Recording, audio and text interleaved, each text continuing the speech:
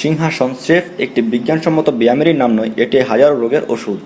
৮-১০টা physical এক্সারসাইজের সাথে একে এক পাল্লায় মাপা যাবে না, কারণ নামে, গুণে, বিশেষণে আর অডেল ভালোবাসায় নির্মিত এই সিংহাসন ব্যায়ামটি নিজেকে নিয়ে গেছে অনন্য এক উচ্চতায়। এই মহাদেশে অনেকে সিংহাসন ব্যায়ামটিকে মনে করে সাধারণ ব্যায়াম বলে, কিন্তু তারা জানে না যে এই ব্যায়ামটির রয়েছে হাজারো উপকারী। কথা বলতে গেলে যারা আটকে যায়, অর্থাৎ চলতি কথা যারা তোতলামি করে, তারা ধৈর্য সহকারে এই ব্যায়ামটি নিয়মিত অভ্যাস করলে খুবই উপকার পাবেন এবং তোতলামি সারাতে পারবেন। এছাড়া যাদের অল্পতেই ঠান্ডা লাগে, অর্থাৎ প্রায়ই সর্দি কাশিতে ভোগেন এবং ফারেনজাইটিস আছে অথচ 40-এর ঊর্ধ্বে বয়স, এবং যাদের শরীরের গঠন খুবই দুর্বল, খুবই পাতলা এবং রোগা এবং হাই ব্লাড প্রেশারের রোগী, তারা নিয়মিত এই আসনটি করলে খুবই উপকার পাবেন। পরিশেষে যাদের গলার স্বর খুবই খারাপ, অর্থাৎ সুর সুন্দর নয়, তারা এই আসনটি নিয়মিত অভ্যাস করলে তাদের সুর সুন্দর হয়ে যাবে।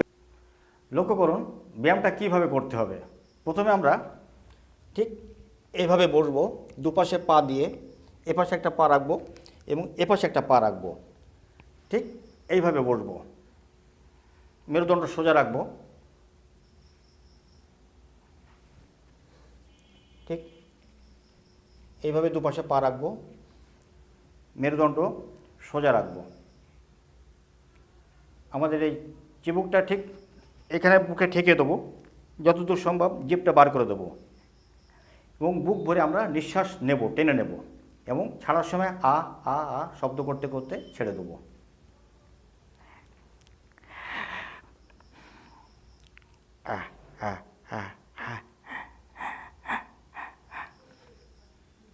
লক্ষ্য করুন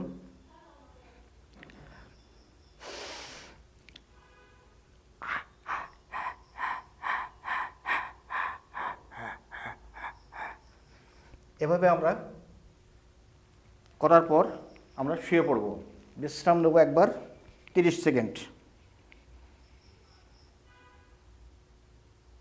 ঠিক আবার আমরা একই নিয়মে ব্যায়ামটা শুরু করব। এভাবে আমরা 4 থেকে 5 প্রস্থ বা 5 থেকে 6 প্রস্থ আমরা ব্যায়ামটা করব। প্রতিদিন আমরা সকালে ঘুম থেকে উঠে 1 গ্লাস পানি খেয়ে আমরা ব্যায়ামটা করব। অন্য সময় যদি করি তবে খাওয়ার ঠিক 2.5 থেকে 3 ঘন্টা পরে আমরা ব্যায়ামটা করব। আপনারা সবাই সুস্থ থাকুন, ভালো থাকুন।